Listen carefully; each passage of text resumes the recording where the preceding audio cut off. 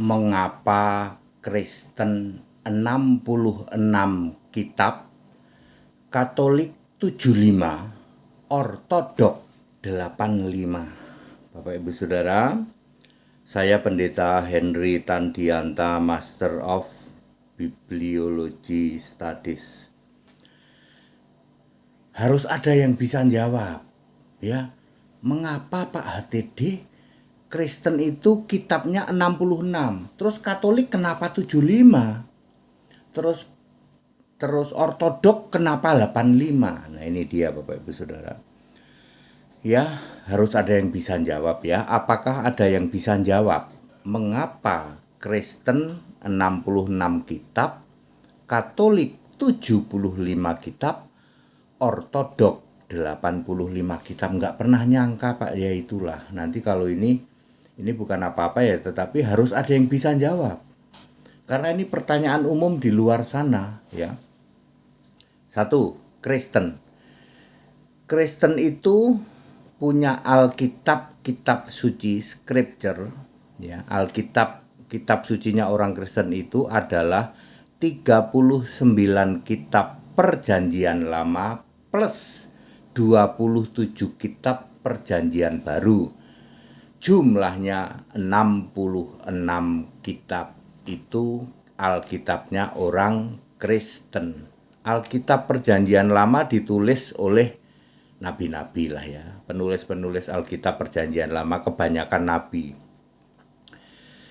Sedangkan Alkitab Perjanjian Baru ditulis oleh 8 penulis Alkitab, yaitu Matius 1 kitab, Markus 1 kitab, Lukas 2 kitab, Yohanes 5 kitab, Petrus 2 kitab, Yudas 1 kitab, Yakobus 1 kitab, dan Paulus 14 kitab. Total 27 kitab. Saya nyebutin gini aja ada orang bengong. Ya. Pak HTD yakin banget ya? Lukas nulis berapa Pak? 2 kitab. Paulus berapa Pak? 14. Tanya ke pendeta Romo di luar sana, nggak ada yang bisa jawab gitu. Ya. Di mana Pak missingnya? Ibrani. Kitab Ibrani ya. Ya cuman HTD aja. Ya, yang paham kitab Ibrani ditulis oleh Paulus. Bingung Pak, nggak pernah dengar Pak. Sudah tahu ya. Baik Alkitab PL dan Alkitab PB dijaga oleh Sang Penjaga Firman, yaitu Yesus Kristus Tuhan Allah. Tuh nggak main-main. Alkitabnya orang Kristen itu dijaga oleh Yesus Kristus Tuhan Allah. Alkitab PL dan PB, perhatikan, tidak butuh kanonisasi. Catat baik-baik, Alkitabnya orang Kristen, Perjanjian Lama dan Perjanjian Baru, tidak butuh kanonisasi. Semua penulisan Alkitab PL dan PB sumbernya dari Yesus Tuhan Allah. Ditulis dengan 3 cara, yaitu ilham 2 Timotius 3 ayat 16, diwahyukan atau dilihat ya, Wahyu 1 ayat 1 dan 2, dan dikuasai Roh Yesus. Saya nyebut Roh Yesus pada bingung tuh. Ya. Roh Allah ya, dikuasai oleh Roh Yesus, Roh Allah, Roh Kudus, Roh Tuhan, Roh Kristus. Ya, saya nyebut Roh Yesus pada bengong itu. Emang ada Roh Yesus Pak? Lah baca itu berapa ya? Kisah 16 ayat 7 itu jelas ada Roh Kudus, ada Roh Yesus. Ternyata Roh Yesus itu Roh Kudus betul. Ya. Alkitab Standar Kristen, perhatikan baik-baik. Alkitab Standar Kristen pernah diizinkan oleh Sang Penjaga Alkitab, yaitu Yesus Tuhan Allah sendiri. Alkitab itu pernah beredar dalam 2 bahasa, yaitu Perjanjian Lama itu Ibrani dan Perjanjian Baru itu Yunani. Pernah juga hilang, disembunyikan 986 ayat yang nanti terkenal dengan The Dead Sea Scroll. Lalu terakhir 1963 diterbitkan Alkitab Perjanjian Lama dan Perjanjian Baru dalam bahasa Inggris. Sampai sekarang Alkitab standar dunia adalah Alkitab 1963 dalam bahasa Inggris, terbitan United Bible Society. Nah, ini dia. Alkitab asli yang dulu pernah beredar Ibrani dan Yunani tentu sudah melalui beberapa kali revisi penerbitan atau cetak ulang atau ditulis ulang ya. Alkitab asli yang berbahasa Ibrani dan Yunani ada di surga. Sebab Yesus harus menggenapi Matius 24 ayat 35. Langit dan bumi berlalu, kiamat, tetapi perkataanku yaitu Alkitab tidak berlalu. Makanya Alkitab asli Ibrani dan Yunani ada di surga. Di surga, Alkitab asli Ibrani Yunani disatukan dengan kedua loh batu, tongkat Harun yang berbunga berbuah itu, dan segomer mana dimasukkan ke dalam tabut perjanjian. Wahyu 11 ayat 19. Astagfirullah. Nggak pernah nyangka ternyata ada ayat Alkitabnya. Anda mau cari Alkitab yang Ibrani Yunani asli nggak akan ketemu, dia ada di surga. Anda mau cari kedua loh batu nggak akan ketemu, dia ada di surga.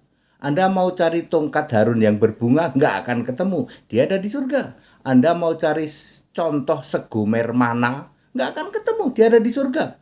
Jadi kedua loh batu, tongkat Harun, segomer mana, dan Alkitab asli Ibrani dan Yunani ada di surga, dimasukkan di dalam tabut perjanjian. Tuh, makanya saya dulu juga sudah sadar tabut perjanjian segede gitu, kenapa isinya cuma dua loh batu, segomer mana sama tongkat, kan banyak yang kosong. Ternyata untuk Alkitab. Karena Yesus itu penjaga Alkitab loh, kalau nggak dibawa ke surga, nanti nggak menggenapi itu, langit dan bumi lenyap, firmanku tidak akan berlalu. Lah kalau kamu simpen di dalam bunker bersedalam apapun, langit buminya lenyap, tetap ikut lenyap. Nah sekarang Katolik, kenapa Katolik 75 kitab? Ya harus ada yang bisa jawab ya, meskipun malu-malu ya tuh. Katolik ini mengakui juga Alkitab Kristen yang 66. Jadi kalau Anda lihat Alkitab Katolik yang 66 ini diakui juga, cuman jarang dibaca. Bahkan rumornya ini katanya ya, jemaat dilarang membaca Alkitab 66. Lalu mereka juga menambahkan apa yang disebut 9 kitab Deuterokanonika. Nah, kalau yang ini wajib dibaca. Ya. Jadi yang 66 ini cuman Romo yang boleh baca. Aneh ya, Pak ya. Beneran, Pak? Lah iya, tanya aja sama orang Katolik. Emang Katolik boleh baca Alkitab yang 66? Itu wewenangnya Romo. Yang harus dibaca oleh jemaat itu yang 9 kitab Deuterokanonika. Apa saja? Klik di Google. 9 kitab Deuterokanonika, nanti ada semua itu, isinya apa saja ada juga ya. Tambahan 9 kitab itulah wajib dibaca, silahkan klik Google ya. Tidak perlu heran kalau ada ritual menyembah bunda, menyembah ayah, menyembah anak, menyembah burung ya. Jangan heran karena itu tertulis di dalam 9 kitab tambahan itu. Ya, jangan heran kalau orang Katolik kok melakukan gitu, nggak ada dasarnya. Loh di Alkitab yang 9 ada. Makanya jadi 75 loh. Baru ngeh ini Pak TD ada yang jelasin kayak gini. Iya betul. Siapa bisa bantah? Ya nggak apa-apa, Anda harus tahu semua seperti itu ya. Katolik juga melakukan kanonisasi kitab, mengkudeta haknya Yesus Allah. Seolah-olah orang Katolik itu punya wewenang menentukan yang kitab ini oke, yang kitab itu tidak oke. Saya ulang, Katolik juga melakukan kanonisasi, mengkudeta haknya Yesus Allah. Seolah-olah punya wewenang. Sebagai orang Katolik kita punya wewenang, yang kitab ini oke, yang kitab itu tidak oke. Oke, sekarang ortodok. Kenapa ortodok punya 85 kitab? Ya. Ya, mengadopsi 75 kitabnya orang Katolik masih nggak puas. 75 kurang. Lalu ditambah lagi 10 kitab entah berantah. Ada kitab Henoh, ada kitab Barnabas, ada kitab Lukius, ada kitab Agabus, ada kitab Bartolomeus, dan kitab-kitab entah berantah lainnya. Ortodok juga melakukan kanonisasi kitab sama dengan Katolik, ya, mengkudeta wewenang Yesus Tuhan Allah, seolah-olah punya wewenang, yang kitab ini masuk oke, yang kitab itu tidak oke. Salam Pendeta HTD.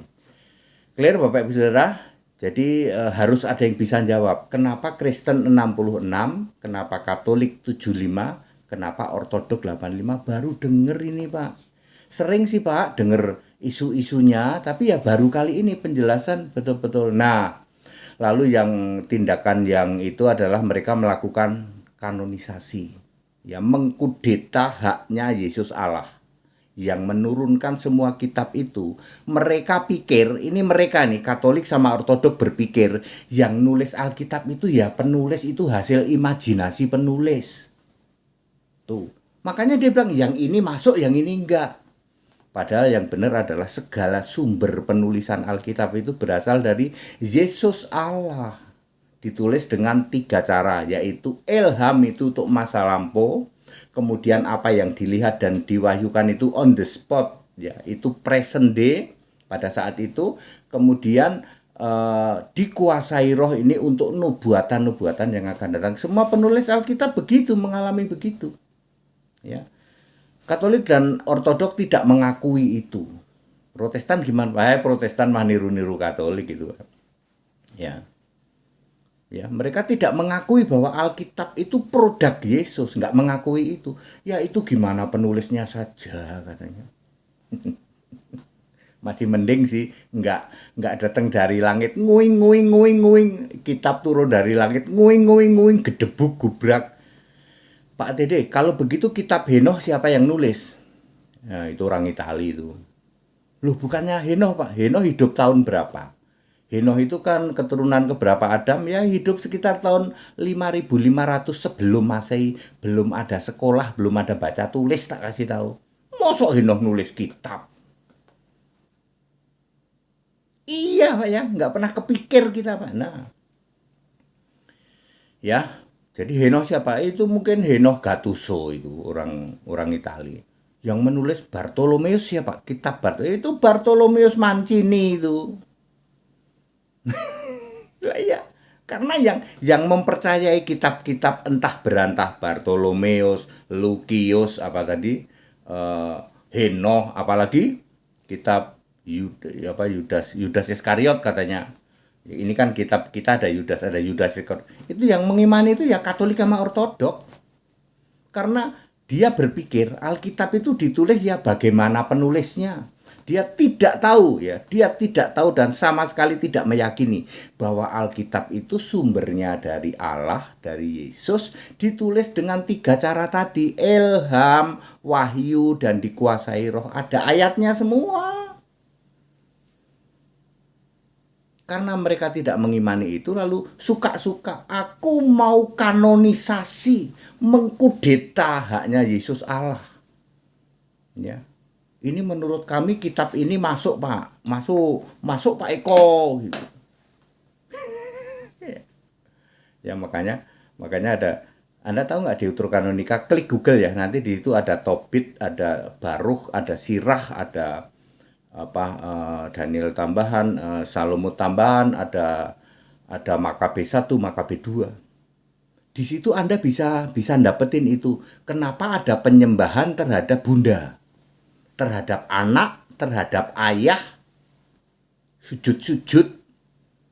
Itu ada di situ. Jadi ya kita nggak bisa salahin. Kalau di Alkitab kan nggak ada, Pak, nggak ada. Tapi di tambahannya ada. Ortodok, ya kenapa begini segala itu.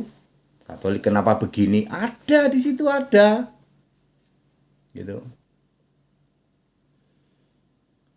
Ya, karena mereka melakukan apa yang disebut kanonisasi.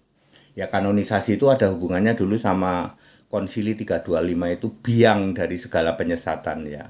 Biang kerok segala penyesatan itu ya Konsili 325. Mengkudeta haknya Yesus. Yang dikudeta banyak loh. Nggak cuman soal jumlah kitab, termasuk Allah itu dikudeta. Satu dibikin tiga. Dikudeta nggak cuman cukup kitab aja.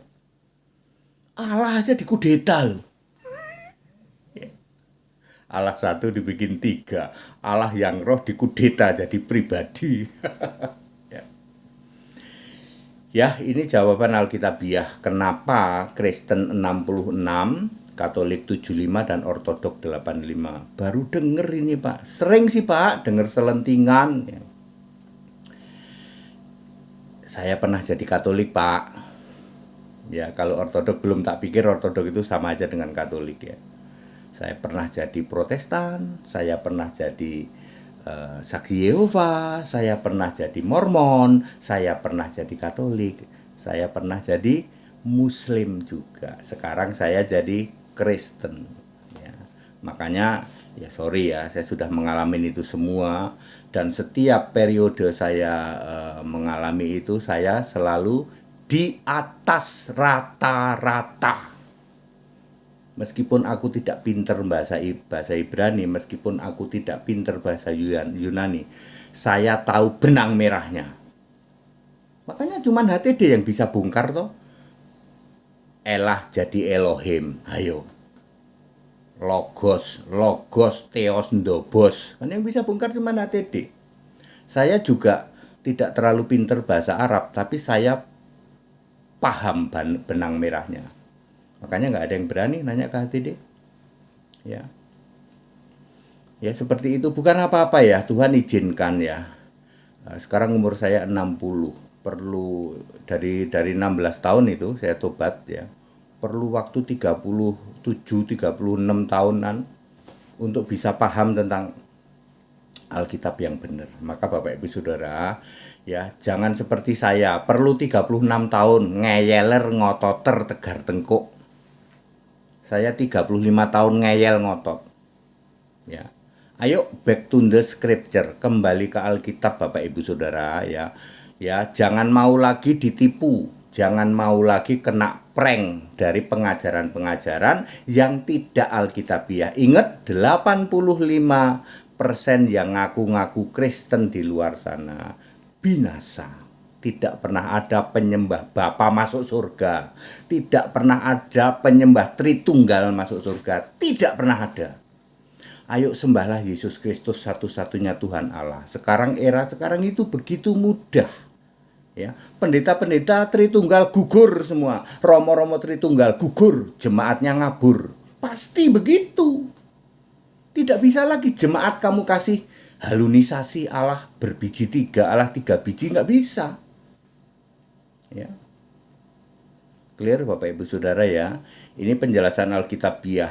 Allah mau semua orang selamat. 1 Timotius 2 ayat 4. Ingat, Allah yang esa Yesus Kristus mau semua manusia selamat. Yang nggak mau selamat itu ya kamu. Udah dikasih tahu masih tegar tengkuk. Allah itu esa punya nama Yesus Kristus masih tegar tengkuk. Allah itu berbiji 3. Tegar tengkuk kamu. Allah mau semua orang selamat. Yang tidak mau selamat itu kamu, tak kasih tahu. Ya. Ya, makanya saya selalu memberitakan Yesus Kristus the only one Lord and God. Sembahlah Yesus Tuhan Allah, nggak akan salah kamu. Ya, saya nggak pernah nyuruh nyembah iblis kok. Saya nggak pernah nyuruh nyembah setan. Sembahlah Yesus Kristus Tuhan Allah. Nggak usah tegar tengkuk. Ya, Allah mau semua orang selamat. Yang nggak mau selamat itu ya kamu itu. Ya, padat, singkat, dan clear walaupun 20 menit. Yuk, back to the scripture. Kembali ke Alkitab. Ikut sekolah Alkitab gratis di tempat kami. Ikut baptisan supaya namamu tertulis di dalam kitab kehidupan. Baptisan yang benar Alkitabiah. Setiap hari Sabtu di Cibubur atau di kota-kota lain di seluruh Indonesia dari Sabang sampai Merauke. Segala hormat kemuliaan untuk Yesus Kristus, satu-satunya Allah yang benar. Haleluya, amin.